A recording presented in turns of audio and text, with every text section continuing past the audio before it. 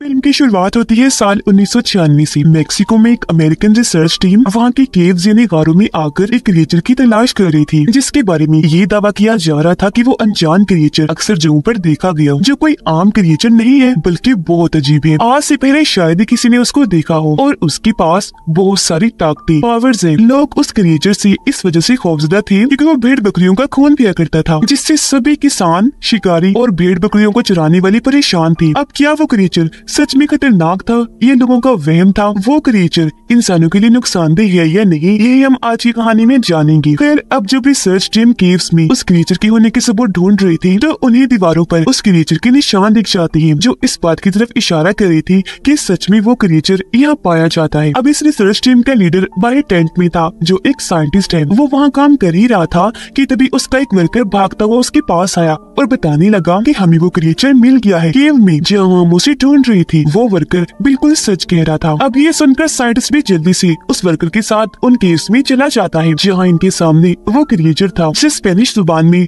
चुपाकाब्रा कहा जाता है। वो साइज में काफी छोटा सा लग रहा था क्योंकि वो एक चुपाकाब्रा का बच्चा था। अब साइंटिस्ट धीरे धीरे डरते हुए उसके करीब जाने लगा। उसे यकीन नहीं आ रहा था कि मेरी इतनी सालों की मेहनत रंग ले आई, आखिर ये क्रिएचर मिल ही गया। अब वो इसे मारना नहीं चाहता था, बल्कि इसे ढूंढना उसका मकसद था, जो वो अपने सीनियर्स और गवर्नमेंट के लिए कर रहा था, क्योंकि इस खोज में उन्होंने बहुत पैसा लगाया था और अब टाइम आ चुका था उन सबको हकीकत से रूबरू करवाने का, इस क्रिएचर को सबके सामने लाने का और बताने का कि इसके बारे में अफवाहें नहीं थी बल्कि ये सच में है। इस क्रिएचर के पीछे पड़ने का मकसद ये था क्योंकि सबको लगता था कि इसके पास जो पावर्स हैं, उससे किसी भी बीमारी को ठीक किया जा सकता है और किसी भी चोट और घाव को बआसानी भरा जा सकता है। इसके अंदर इतनी पावर्स हैं कि हम इसकी मदद से बहुत सी दवाइयाँ भी बना सकते हैं, क्योंकि ये काफी पुराने वक्त का क्रिएचर था। साइंटिस्ट उसे करीब जाकर हाथ लगाने की कोशिश करता है, पर क्योंकि वो छोटा सा बच्चा था तो उसे डर रहा था कि कहीं ये मुझे कोई नुकसान न पहुंचा दे। अब बगैर टाइम जाया किए ये चुपाकाब्रा के बच्चे को पिंजरे में बंद करने का फैसला करती है, लेकिन तभी केव में छुपी उसकी माँ इनके सामने आ जाती है। जब उसने देखा कि ये मेरे बच्चे को ले जाने वाली है, वो गुस्से से इन पर धाड़ने लगी और फिर अचानक हमला कर देती है। वो साइज में काफी बड़ी थी, इसीलिए जोर से मारकर साइंटिस्ट को दूर गिरा देती है और जल्दी से अपने बच्चे को मुंह में उठाकर वहाँ से भागने लगी। वो इन केव से बाहर निकलने की कोशिश कर रही थी ताकि अपने बच्चे को बचा सके। तब साइंटिस्ट और उसकी रिसर्च टीम भी उसका पीछे करने लगी। साइंटिस्ट उस पर फ्लेयर गन से लगातार शूट कर रहा था, जिसमें से चिंगारियां निकल रही थी। एक शूट बड़ी चुपाकाब्रा को लग भी जाता है, जिससे उसका एक पंख जल गया, वो जख्मी हो गई। यहाँ हम सही से इस क्रिएचर को देख पाते हैं। ये दिखने में टाइगर और शेर जैसा था, लेकिन इसके पंख भी थे जिनकी मदद से ये उड़ सकती थी। लेकिन अब क्योंकि साइंटिस्ट ने उसका एक पर जख्मी कर दिया था, तो अब उड़ने में उसे काफी मुश्किल पेश आ रही थी, इसीलिए वो बस भागती ही जा रही थी, जबकि साइंटिस्ट अपनी टीम के साथ लगातार उसके पीछे अपनी गाड़ी भगा रहा था, क्योंकि वो हर हाल में इसे पकड़ना चाहते थे। अब ये चुपाकाब्रा बहुत चिल्लाक क्रिएचर था। वो अपने बच्चे को लेकर जब सड़क पार कर रही थी कि तभी एक गाड़ी उसे जोर से आकर टक्कर मार देती है, जिससे चुपाकाब्रा दूर जाके गिरती है, जिससे माँ और बच्चा दोनों अलग अलग जाके गिरते हैं। अब बच्चे को तो कुछ नहीं हुआ, पर माँ और जख्मी हो गई। उसका एक पंख बुरी तरह से टूट गया। हमारी रिसर्च टीम अभी तक इनके पीछे लगी हुई थी और क्योंकि लाख कोशिशों के बाद भी ये उनसे नहीं बच पाई, इसलिए चुपाकाब्रा को एक आइडिया आया। वो अपने बच्चे को वही एक महफूज जगह पर छोड़कर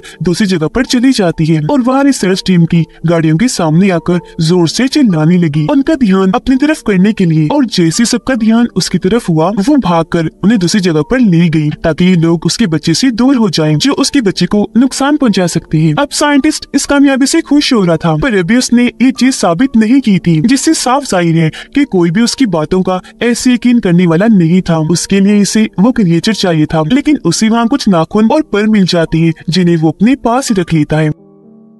अब यहाँ से सीन शिफ्ट होकर जाता है कैंसस शहर के एक स्कूल में, जहाँ हम एलेक्स नाम के एक बच्चे को देखते हैं, जिस कहानी का मेन कैरेक्टर है। वो लंच टाइम पर जब खाना खा रहा था तो एक लड़का आकर उसे परेशान करने लगा, पर फिर वो लड़का खुद ही चुपचाप एलेक्स के पास आकर बैठ जाता है। उसका मूड खराब था, उसे देखने से साफ लग रहा था कि एलेक्स किसी वजह से खुश नहीं है। स्कूल खत्म होने के बाद जब वो घर आया तो उसका अपनी मॉम से भी झगड़ा हो जाता है, क्योंकि ना उसे स्पेनिश और ना ही मेक्सिको की जुबान पसंद थी, और यहाँ उसकी मॉम ये दो जुबानें उसे सीखने को कह रही थी, जिसके लिए वो वो मना कर रहा था। अब यही वजह थी कि क्लास के सभी बच्चे उसे अक्सर परेशान किया करते थे, क्योंकि एलेक्स रहने वाला यही का था, पर उसे यहाँ की जुबान नहीं आती थी। एलेक्स के डैड की कैंसर की वजह से मौत हो चुकी थी। जब से ही वो खुद को अकेला महसूस करने लगा और हर वक्त बस उदास रहा करता था। उसकी मॉम उसे सलाह देती है कि कुछ दिन के लिए मेक्सिको चले जाओ ताकि अपनी फैमिली के बारे में तुम जान सको, क्योंकि वहाँ तुम्हारे दादा हैं और आज से पहले तुम वहाँ गए भी नहीं हो। अब एलेक्स वहाँ जाना तो नहीं चाहता था, पर अपनी मॉम की खातिर उसे जाना ही पड़ता है। वो जब एयरपोर्ट पर पहुंचा तो वहाँ उसकी दादा उसे लेने आई थी, जो आते ही उसके गले से लग जाते हैं। उसके साथ हंसी मजाक करने लगी, क्योंकि वो काफी मजाकिया थी। खुश वो इसलिए थी क्योंकि आज पहली बार वो उससे मिल रही थी। अब हालांकि एलेक्स भी पहली बार ही उनसे मिला था, लेकिन वो हमेशा की तरह उदास ही था, ज्यादा खुश दिखाई नहीं दे रहा था। रास्ते में उसकी दादा बार बार एलेक्स से बात करने की कोशिश करने लगी, पर बहुत जल्द उन्हें पता चल जाता है कि अपने डैड के गुजर जाने के बाद से ही वो उदास परेशान रहने लगा है। और तो उसे स्पेनिश जुबान भी नहीं आती, क्योंकि उसे कोई दिलचस्पी थी ही नहीं, उसने कभी सीखनी ही नहीं चाहिए। यह उसकी दादा फिर भी उसका मुंह ठीक करने के लिए बातें करने लगी। उसे बताते हैं कि मैं एक गांव में रहता हूँ जहाँ तुम्हारे 2 कजिन्स भी आए हुए हैं, जो तुम्हारे साथ वक्त गुजारेंगे, खेलेंगे, ताकि उनमें तुम घुल मिल सको, तुम्हारा दिल बहल जाए। घर आते ही एलेक्स सबसे पहले अपने कजिन से मिलता है, जिसे सिर्फ स्पेनिश जुबानी बोलने आती थी। उसने एक मास्क पहना हुआ था और पीछे कपड़ा लपेटा हुआ था, जो देखने से लग रहा था कि वो किसी सुपर हीरो जैसा बनकर खेल रहा है। फिर जल्दी हम जान पाए कि वो मास्क और कपड़ा उनके दादा का है, कि वो एक काफी अच्छी और मशहूर रेसलर हुआ करती थी। अब यहाँ एलेक्स अपनी दूसरी कजिन से भी मिलता है, जो उसे घर में पड़े बहुत सारे मास्क, रेसलर वाले कपड़े दिखाती है और उसके दादाजी की जीती हुई ट्रॉफीज भी। फिर उसे टीवी पर दादाजी की वीडियो दिखाती है, जिससे यहाँ एलेक्स को भी पता चल गया था कि मेरी दादाजी अपने वक्त की बहुत अच्छी रेसलर हुआ करती थी। वो इतनी मशहूर और बहादुर थी कि उन्होंने बहुत सारी लड़ाइयाँ जीती, पर एक दिन उनके दुश्मन ने जोर से उन्हें उठाकर रिंग से बाहर फेंक दिया, इन्हें जहाँ रेसलिंग होती है, जिससे वो फौरन बेहोश हो गई। उन्हें फौरन हॉस्पिटल ले जाया गया, लेकिन उन्हें होश नहीं आई। जब डॉक्टर्स ने चेक किया तो पता चला कि वो तो 1 महीने के लिए कोमा में जा चुकी है। अब ऐसा होने से उनका रेसलिंग कैरियर तो खत्म हुआ ही, साथ दिमाग पर भी काफी गहरा असर हुआ, जो आज तक है वो अक्सर चीजों को भूल जाया करते हैं। ये जानकर एलेक्स को अपने दादाजी के लिए बहुत बुरा लगा, उसे उन पर तरस आ रहा था, इसलिए वो उनकी और ज्यादा इज्जत करने लगा। अब क्योंकि यहाँ एलेक्स की पहली रात थी तो उसे नींद नहीं आती। बाहर उसे अजीब सा महसूस हुआ तो उसने पर्दा हटाकर देखा, पर वहाँ सिर्फ बकरी खड़ी हुई थी। लेकिन तभी उसकी नजर अपने दादाजी पर गई, जो फार्म हाउस की तरफ जा रही थी। एलेक्स को गड़बड़ लगी, उसे शक हुआ कि दादाजी कुछ छुपा रही हैं, इसलिए वो भी इनके पीछे पीछे चला गया। बाहर खड़े होकर वो देखता है कि दादाजी अंदर जाकर बैठ गई है, हाथ में उन्होंने म्यूजिक बॉक्स पकड़ा हुआ है, जिसे बचाकर वो बार बार सामने की तरफ देख रही है, जो देखने से लग रहा था कि वहाँ से किसी के आने का इंतजार कर रहे हैं। एलेक्स बाहर खड़ा ही था कि तभी उसे ऐसा महसूस हुआ जैसे झाड़ियों में कोई खतरनाक जानवर है जो उसकी तरफ आ रहा है। इस वजह से वो डरते डरते पीछे हट गया, फिर जोर से चीख मारकर नीचे गिर जाता है। उसकी आवाज सुनकर दादाजी भी उसे चेक करने बाहर आई और उसके दोनों कजिन्स की भी आँख खुल गई थी, तो चेक करने वो भी उसके पास आ जाती है। एलेक्स उन्हें बता देता है कि झाड़ियों में मैंने किसी खतरनाक जानवर को महसूस किया, उससे डर के ही मैंने चीख मारी, पर बजाय वहाँ से कोई खतरनाक जानवर बाहर निकलता, वहाँ से काले रंग का खरगोश बाहर आता है, जिसे देखकर एलेक्स के दोनों कजिन्स उस पर हंसने लगते हैं,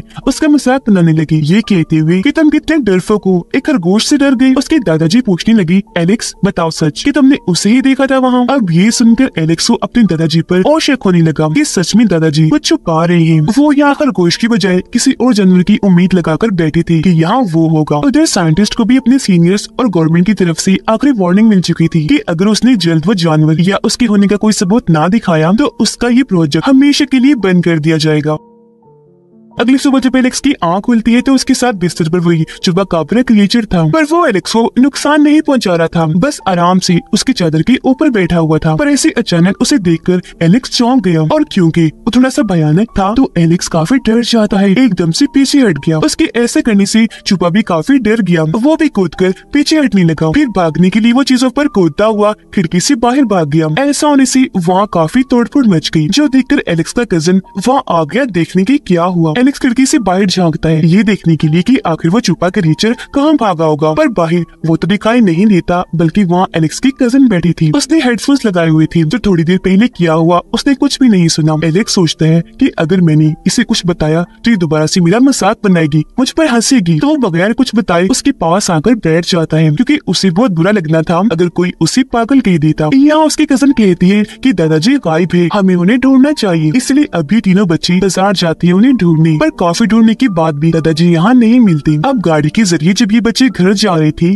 तो इन्हीं रास्ते में अपने दादाजी मिल जाते हैं, जिनके हाथ में बकरी थी। ये जल्दी से उतरकर फौरन उनके पास गए, पर पूछने पर उन्हें तो कुछ भी याद नहीं था कि मैं यहाँ क्यों आया, और इस चक्कर में वो घर का रास्ता भी भूल गई थी, क्योंकि जैसा कि मैंने आपको बताया वो चीजों को भूल जाते थे। पर फिर उन्हें याद आने लगता है कि घर जाना जरूरी है, इसलिए अभी बच्ची उन्हें गाड़ी में बिठाकर घर ले जाने लगी, जहाँ रास्ते में वो रिसर्च टीम छुपा क्रिएचर की तलाश में लगी थी। अभी दादाजी को तो पता था कि ये टीम यहाँ क्या कर रही है, पर बच्ची इस बात से अनजान थी। घर आने के बाद एलेक्स अपने कजन को कहता है कि मुझे दादाजी पर शक है, वो हमसे कुछ छुपा रहे हैं, और जहाँ तक मेरा मानना है वो हमसे पुराने वक्त के क्रिएचर चुपाकाब्रा को छुपा रहे हैं। पर उसके कजन को इस बात पर यकीन नहीं आता। हालांकि एलेक्स उसे म्यूजिक बॉक्स भी दिखाता है और रात के वक्त दादाजी के फार्म हाउस में जाने वाली बात भी बताता है, लेकिन फिर भी वो यकीन नहीं करती। अब रात को एलेक्स म्यूजिक बॉक्स लेकर फार्म हाउस में जाता है और म्यूजिक भी बजाने लगता है। म्यूजिक की आवाज सुनकर चुपा बाहर आया, उसे देखकर एलेक्स म्यूजिक बॉक्स उसके सामने गिरा देता है। वो डरा हुआ था, पर जल्द उसे एहसास हो गया कि ये चुपा मुझे कोई नुकसान नहीं पहुंचाएगा। दोनों एक दूसरे के पास आए और ऐसी इनकी दोस्ती हो गई। यहाँ एलेक्स उसे खाने के लिए कच्चा गोश्त देता है, पर ये क्रिएचर बहुत चालाक था, वो भी एलेक्स को खाने के लिए देता है मरा हुआ चूहा, वो भी बॉक्स में बंद करके। पर जाहिर है एलेक्स उसे खाने वाला कहाँ था। उसने जैसे बॉक्स को खोला उसका दिल खराब हो गया। वो चुपा को कहता है ये तो मैं नहीं खा सकता, बहुत गंदा होता है, छी। खैर अब देखते ही देखते मौसम खराब होने लगा, और क्योंकि ये चुपा बच्चा था इसलिए बिजली की आवाज से डर रहा होता है। तब एलेक्स बिल्कुल एक दोस्त की तरह उसे सहारा देता है, अपने साथ लेकर बैठ गया। अगले सुबह उन दोनों बच्चों यानी एलेक्स के कजिन्स को भी चुपा क्रिएचर के बारे में पता चल चुका था। जहाँ पहले तो वो इससे काफी डर रही थी, क्योंकि जाहिर है वो अजीब था जो चल भी सकता था और उड़ भी सकता था। पर बहुत जल्द उन्हें भी एहसास हुआ कि यह हमें नुकसान नहीं पहुंचाएगा, और उनकी भी चुपा से दोस्ती हो जाती है। तभी यहाँ उनकी दादाजी भी आ गई। वो चुपा को प्यार से अपने पास बुलाने लगी, जो फौरन एक वफादार जानवर की तरह उनके पास चला गया। यहाँ उनकी दादाजी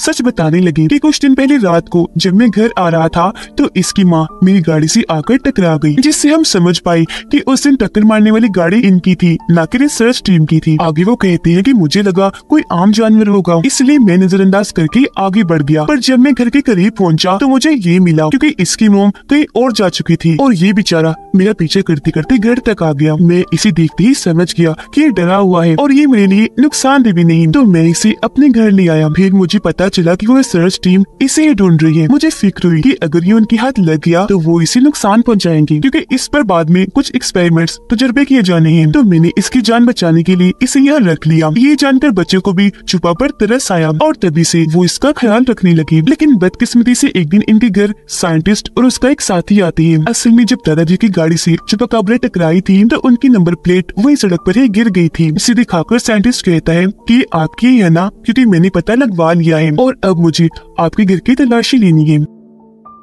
पर दादाजी बगैर डरे उसे साफ साफ मना कर देते हैं कि कभी नहीं, मैं तुम्हें इसकी इजाजत नहीं दूंगा, और उसे धमकाकर यहाँ से भगा देते हैं। एलेक्स और चुपा की दोस्ती गहरी होती जा रही थी, पर क्योंकि वो बच्चा था और डरा हुआ भी था इसलिए फिलहाल उसे उड़ना नहीं आ रहा था, क्योंकि वो हिम्मत नहीं कर पा रहा था। तब यहाँ उसकी मदद एलेक्स का कजन करता है। वो छत पर ले जाकर उसे उड़ना सिखाता है और बार बार उसे ट्रेनिंग देता है कि कैसे उड़ना चाहता है। अब यहाँ एलेक्स को भी देखने से साफ साफ लग रहा था कि अब वो खुश है। यहाँ आकर उसे काफी अच्छा लग रहा है, क्योंकि अब उसे इतना मेरा दोस्त जो मिल गया था और साथ में इतनी अच्छी दादाजी और कजन्स भी। फिर एक दिन दादाजी उसे उसके डैड के बारे में बताने लगी कि जब मैंने रेसलिंग छोड़ दी तो मैंने वो तुम्हारे डैड को सिखाई। वो मेरा बेटा होने के साथ साथ मेरा काफी ज़हीन शागिर्द भी था। पर फिर एक दिन उसे तुम्हारी मॉम मिल गई, उसने शादी कर ली, तो तब से उसने रेसलिंग को छोड़ दिया था। अपने डैड की ये बातें सुनकर एलेक्स को बहुत बुरा लग रहा था, जिससे उसके दादाजी भी अंदाजा लगा देते हैं कि एलेक्स के अंदर बहुत गुस्सा भरा है, जिसे अंदर ही अंदर लेकर घुट घुट कर वो अपनी जिंदगी गुजार रहा है। तो फैसला करती है कि मैं इसका गुस्सा निकलवा कर इसे नॉर्मल कर दूंगा, जिस मकसद के लिए वो उसके साथ कुश्ती लड़ती है, और उसे लड़ने के लिए उकसाने लगी ताकि वो अपनी कुश्ती लड़कर अपना गुस्सा और भड़ास निकाल ले। लेकिन क्योंकि वो उसके दादा थे तो वो उन पर हाथ नहीं उठाना चाहता था। पर आखिर में जब उसके दादाजी बात नहीं मानती तो उसे गुस्सा आ गया। वो उनसे कुश्ती लड़कर उन्हें रिंग से बाई धक्का दे देता है। वो इतने जोर के गिरते हैं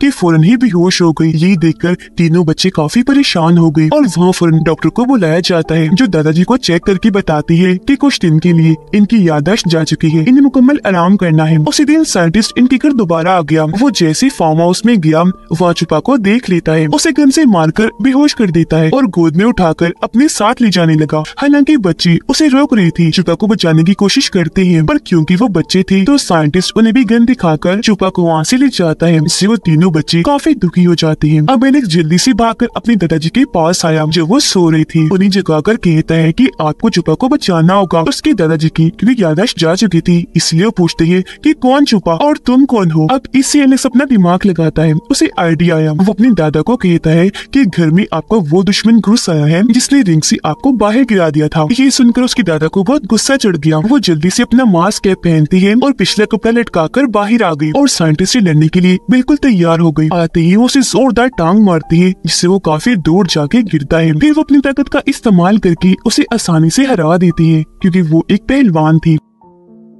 ऐसा करने के बाद ये सब बाहर आए और साइंटिस्ट की गाड़ी में बैठकर यहाँ से भाग जाते हैं क्योंकि गाड़ी में उसने पहले छुपा को रख दिया था। ये देखकर साइंटिस्ट जल्दी से अपनी टीम को इस बारे में खबर करता है। वो लोग गाड़ी में बैठकर काफी खुश हो रहे थे क्योंकि अब वो छुपा को उसके घर छोड़कर आने वाली थी जहाँ उसकी पूरी फैमिली होगी। एलेक्स अपने दादा से पूछता है कि आपने इसकी मोम को किस तरफ जाते हुए देखा था, क्योंकि उसकी मोम जहाँ गई होगी वहाँ इसका घर होगा, तो हम इसे भी वहीं ले जाएंगे। पर जाहिर सी बात है हमेशा की तरह उसके दादाजी ये बात भी भूल गई थी। ये लोग छुपा को प्यार करने लगे। फिर जैसे गाड़ी से उतरते हैं छुपा खुद ही दूर भागने लगता है। इसे देख ये लोग भी उसके पीछे पीछे भागने लगे क्योंकि ये समझ गए थे कि छुपा अपने घर का रास्ता जानता है और उसी तरफ भाग रहा है। छुपा के बिल्कुल पीछे एलेक्स था। ये दोनों भागते भागते एक गहरी खाई के पास आ जाती है जिसके ऊपर लोहे का मोटा सा पाइप लगाया गया था। अब क्योंकि छुपा उड़ने से डरता था इसलिए वो उड़ के आगे नहीं जाता बल्कि पाइप के जरिए आगे बढ़ने लगा। तब वो उसे जाता हुआ देखकर बाय बाय करने लगता है। अब पीछे जब एलेक्स खड़ा था तो तभी वहाँ टाइगर आ जाता है जो एलेक्स पर हमला करने के लिए आगे बढ़ रहा था। इससे वो काफी डर गया और पाइप के ऊपर चढ़ना शुरू कर देता है। तभी यहाँ उसके दादाजी भी आ गए और क्योंकि काफी बहादुर थे इसलिए टाइगर से लड़ने लगे। जैसे तैसे उसे वहाँ से भगा देते हैं, लेकिन जब एलेक्स वापस आने लगा तो पाइप टूट जाता है। इससे वो नीचे गिरने ही वाला था कि छोटी पाइप को पकड़ लेता है। अपने दोस्त को मुसीबत में देखकर छुपा वापस आया, एलेक्स को बचाने के लिए पाइप पर चढ़ने लगा, लेकिन वो पाइप भी टूट जाता है। पर खुशकिस्मती से छुपा ने अब उड़ना सीख लिया था, इसलिए अपने दोस्त की मदद वो ऐसे करता है कि एलेक्स उसकी दुम पकड़ लेता है। तब छुपा उसे उड़ाकर बाहर ले आता है और ऐसे एलेक्स की जान बचा लेता है। वो लोग एक दूसरे से मिलकर बहुत खुश हो जाते हैं। हंसी खुशी एक साथ खड़े ही थे कि तभी यहाँ साइंटिस्ट आ जाता है। वो छुपा को तीर मारकर उसे बेहोश कर देता है और बाकी सबको धमकाता है कि छोड़ो उसे, पीछे हट जाओ। इस बार दादाजी और बच्ची मजबूर थे इसलिए ना चाहते हुए भी पीछे हट ही जाते हैं। साइंटिस्ट उन्हें तीर दिखाकर बेहोश छुपा को उठाता है और अपनी गाड़ी में लाकर रख देता है। अब जैसे वहाँ से जाने लगा छोटे छुपा को बचाने के लिए वहाँ पूरी छुपा फैमिली आ जाती है जो सारे ही उसकी गाड़ी पर एक साथ हमला कर देते हैं। गुस्से से उस पर धाड़ने लगे। ना गुस्सा आया कि अपने नाखूनों और पंजों से वो उसकी गाड़ी को तबाह करने लगे। ये देखकर दादाजी और बच्चे काफी खुश हो जाते हैं कि अब छुपा बच्चे की जान बच जाएगी। पर साइंटिस्ट चालाक था, वो छोटे छुपा को गोद में लेकर बाहर आ गया और बड़े छुपा कापियस को हथियार दिखाकर डराने लगा। छोटे छुपा को होश आ गई थी। पीछे से दादाजी आकर साइंटिस्ट को पकड़ लेते हैं, उसकी बाजू को मोड़कर छुपा को छुड़वा लेते हैं। आखिर में फिर रेसलिंग की एक ट्रिक से वो उसे उठाकर जमीन पर पटक देते हैं जिससे साइंटिस्ट वहीं ढेर हो जाता है। छोटा छुपा अपनी फैमिली के पास आकर बहुत खुश हो जाता है। अब एलेक्स और छुपा बहुत अच्छे दोस्त थे तो एक दूसरे को प्यार से आखिरी अलविदा कहते हैं, जिसके बाद अपने अपने घर जाने के लिए वहाँ से निकल जाते हैं। अब एलेक्स अपने कजिन्स के साथ काफी खुश था और अब कुछ दिन के बाद उसने अपने घर जाना था। उसने यहाँ बहुत अच्छा वक्त गुजारा। जहाँ पहले वो उदास रहा करता था, अपनी फैमिली को पसंद नहीं करता था, लेकिन अब फैमिली को जानने के बाद, उनके साथ इतना अच्छा वक्त गुजारने के बाद वो उन्हें बहुत याद करेगा। उसके दादाजी भी खुश थे क्योंकि वो जैसे एलेक्स को सिखाना चाहते थे वो सीख गया। यहाँ दोनों एक दूसरे को अलविदा कहते हैं, गले से मिलते हैं, जिसके बाद एलेक्स लेन में आकर बैठ जाता है और हंसी खुशी अपने घर वापस लौट आया था। पर जब एलेक्स ने बाहर देखा तो वहाँ छुपा हवा में उड़ रहा था, काफी खुश था, उसे उड़ने में बहुत मजा आ रहा था। उसे देखकर एलेक्स हैरान तो था, साथ में खुश भी, क्योंकि अब वो हमेशा आजाद जिंदगी गुजारेगा। यहाँ छुपा ने अपनी दोस्ती का हक अदा किया। वो एलेक्स को अपनी झलक दिखाने आया था, जिससे दोनों दोस्ती बहुत खुश थे, क्योंकि दोस्ती चाहे जानवर की हो या इंसान की, अगर कोई निभाने वाला हो तो आप उसके साथ हमेशा खुशी महसूस करते हैं। इसी के साथ इस मूवी की कहानी यहीं पर खत्म हो जाती है।